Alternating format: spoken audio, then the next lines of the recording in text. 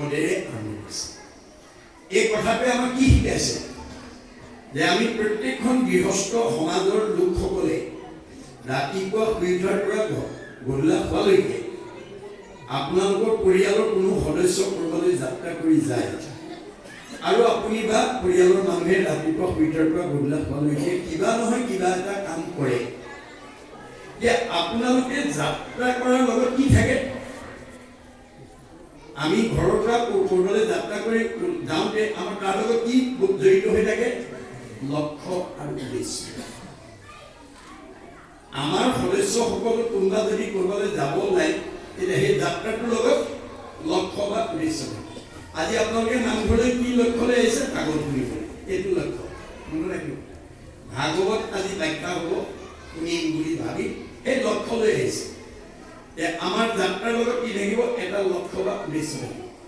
ৰাতিপুৱা শুই উঠাৰ পৰা গধূলা হোৱালৈকে কামবিলাকৰ মাজত কি থাকিব? এটা কামনা বা বাসনা থাকিব। কামনা বাসনা নোহোৱা কোনো কাম কোনো মানুহে নকৰে। লক্ষ্য আৰু উদ্দেশ্য নথকা কোনো ঠাইলৈ কোনো মানুহ নাযায়। এতিয়া আমাৰ প্ৰশ্ন হ'ল বা গুৰুজনে ইয়াৰ মাজেদি দেখাইছে যে তোমালোকৰ যাত্ৰাৰ লক্ষ্য বা উদ্দেশ্য কোনে পূৰণ কৰিব? তুমি কৰা কামবিলাকৰ কামনা বাসনা কোনে পূৰণ কৰিব? গুৰুজনাই কৈছে ভগৱন্তই পূৰণ কৰিব। তেওঁ পূৰ্ণ কাম, আমি অকাম।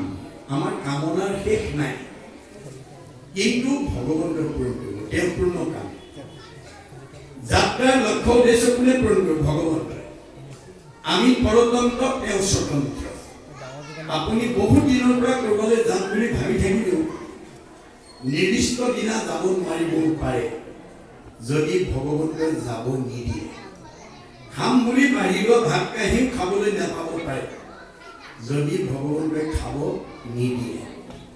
শুম বুলি পাৰি লোৱা বিচনাখনতো শুবলৈ নাপাব পাৰে যদি ভগৱন্তই শুবলৈ নিদিয়ে।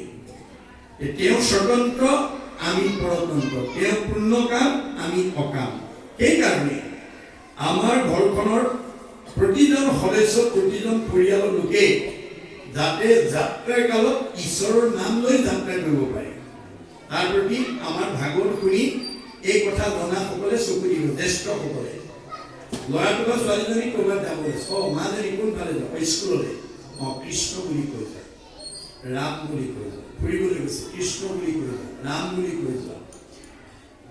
আপুনি কোৱাৰ কাৰণে যদি তেওঁ ৰাম বা কৃষ্ণ হাজাৰটা নামৰ পৰা এটা নাম উচ্চাৰণ কৰি যদি যায় তেওঁৰ লাভ কি হ'ব? তেওঁৰ উপকাৰ কি হ'ব? আমাৰ ভাগৱতত কৈছে যিটোজনে যাই নাম উচৰি তাৰ পাছে পাছে ভ্ৰমন্ত হৰি। বৎসক স্নেহ যেন ধেনু ধাৰে ভজিও জানি হেন হৰি পাবে। ঈশ্বৰৰ নাম লৈ যোৱাজনৰ পিছে পিছে ভগৱন্ত যায়। গাই গৰুজনীয়ে যেনেকৈ পোৱালিটো মুখৰ আগত লৈ যায় শিয়াল কুকুৰে আক্ৰমণ কৰিব নোৱাৰাকৈ ভগৱন্তৰ নাম উচ্চাৰণ কৰি যোৱাজনক ভগৱানে তেনেকৈ বিপদত নপৰাকৈ ৰক্ষণাবেক্ষণ দি যায় বুলি ভাগৱতত উল্লেখ কৰিছে। একচিত্ৰ মনে যিটো মহাজনে ফুৰে কোনো নাম স্মৰি তাকো ৰক্ষা কৰি ফুৰয় সদায় হাতে কৌমদকী ধৰি। কৌমদকী মানে গদা, গদা মানে নাম। শংখ চক্ৰ গদা পদ্ম, গুৰু দেও নাম ভগত। গদা হৈছে নামৰ প্ৰতীক।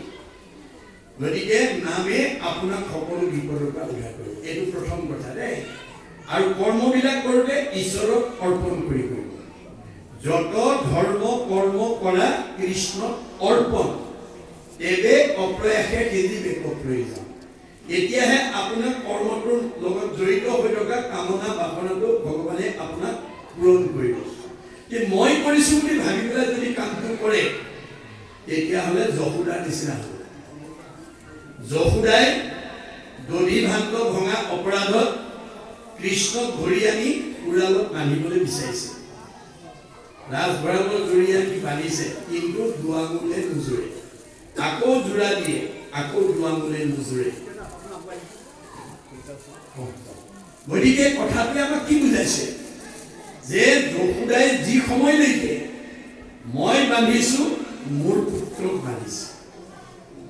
এই মই মোৰ অহংকাৰ ভাৱেৰে যি সময়লৈকে বান্ধিবলৈ যত্ন কৰিছিল সেই সময়লৈকে কৃষ্ণ বান্ধ খোৱা নাছিল সমস্ত কৰ্মক মই কৰোঁ বুলি মানে অহংকাৰ বুলি তাকো জানিবা আপুনি ভাগৱতত কৈছে দেই ভাগৱত কেৱল সংবিধান মনত ৰাখিব কিন্তু ভাগৱতখন হৈছে এখন সংবিধান এখন দাপোন আমাৰ আপোনালোক আজি ইয়াত বহি থকা প্ৰত্যেকেই ৰাতিপুৱা শুই পৰা গধূলা হোৱালৈকে দিনটোত এবাৰ হ'লেও বিশেষকৈ গা পা ধুই আইন এখন চাই আমি কিয় চাওঁ বাৰু আমাৰ গুৰুজনে উপমা দিছে তুমি জগজীৱ তোমাক পুজিলে পাৰি আপোনাক যায় যেন মুখ শ্ৰীক প্ৰতিবিম্ব মুখ দেখয় দৰ্পণ চাই দৰ্পণ মানে আইনা আইনাখন চালে মই নিজৰ মুখখনৰ প্ৰতিবিম্বটো জানিব পাৰোঁ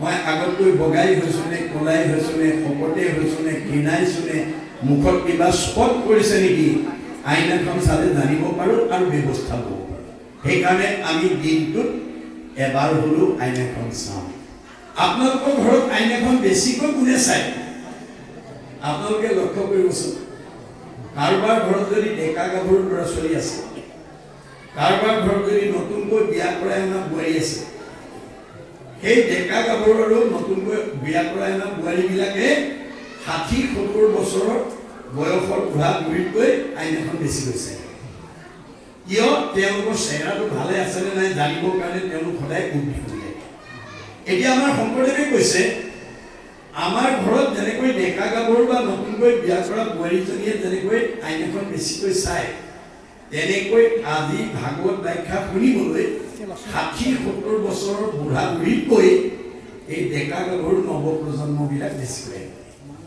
কিয় আজি যিসকল ডেকা গাভৰু হৈ আছে কাইলৈ তেওঁলোকে সংসাৰ কৰিব লাগিব এইটো প্ৰকৃতিৰ নিয়ম কিন্তু আমি কিয় সংসাৰ কৰিব লাগে বা বিয়া পাতিব লাগে আজি বহুত ডেকা গাভৰুৱে নাজানে এয়া ঋষি মুনিৰ প্ৰশ্ন কিম অৰ্থে বিবাহম আমি কিয় বিয়া পাতিব লাগে ঋগ্বেদত কৈছে অথ পুৰুষস্তাৱত স্বৰ্গ যজ্জায়ং বিন্দতে যজ্জায়ং বিন্দতে অথ প্ৰদায়তে তহি স্বৰ্গ ভৱতি আমি বিয়া কিয় পাতিব লাগে আপোনালোকৰ এই ইটাখৰি শিঙৰি মায়াময়া গাঁৱত যিবিলাক গৃহস্থীয়ে পিতৃ মাতৃক লৈ এখন এখন ঘৰ এটা এটা পৰিয়াল বা এটা এটা বংশৰূপে বাস কৰি আছে পিতৃ মাতৃ গুচি যোৱাৰ পিছত সেইখন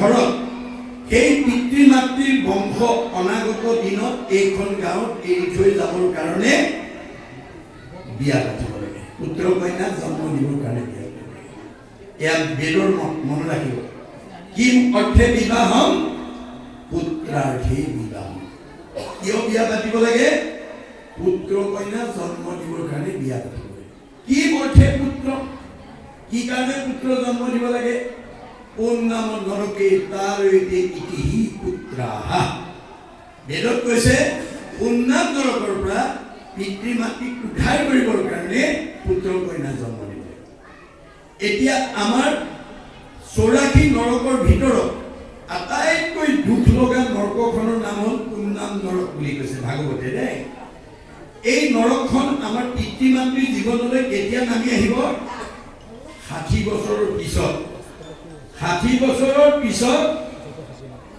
এটাৰ পিছত এটাকৈ আমাৰ ল'ৰা ছোৱালী জন্ম দিয়া পিতৃ মাতৃৰ জীৱনলৈ পুণ্যাম নৰক নামি আহিব কেনেকৈ কালৰ অতৰ্কিত গতি আজি দেখা কিচকিচীয়া চুলিকেইডাল ৬০ বছৰ পিছত লাহে লাহে মৰাপাতৰ দৰে কগা হ'বলৈ আৰম্ভ বহুত দূৰলৈকে দেখা চকুযোৰ দৃষ্টিশক্তি কমি যাব ৰিং মাৰিলে শুনা কাণখনৰ শ্ৰৱণ শক্তি কমি যাব কমনীয় দেহাটো ৬০ বছৰ পিছত লাহে লাহে খুটুৰা খুটুৰ পৰিব টান টান বস্তু চুবৰ দাঁতকেইটা খুলুক খুলুক হ'ব যাওঁ বুলিলে যাওঁ খাওঁ বুলিলে খাওঁ বোলা দেহাটোৰ মুখৰ আগত জীয়াৰী বোৱাৰী পুতেকে এমুঠি নিদিলে খাবলৈ নোপোৱা হ'ব সেই সময়ত বৃদ্ধ পিতৃ মাতৃক সেৱা শুশ্ৰূষা মৰম চেনেহ লালন পালন কৰিবৰ কাৰণে আমি পুত্ৰ কন্যা জন্ম দিব লাগে।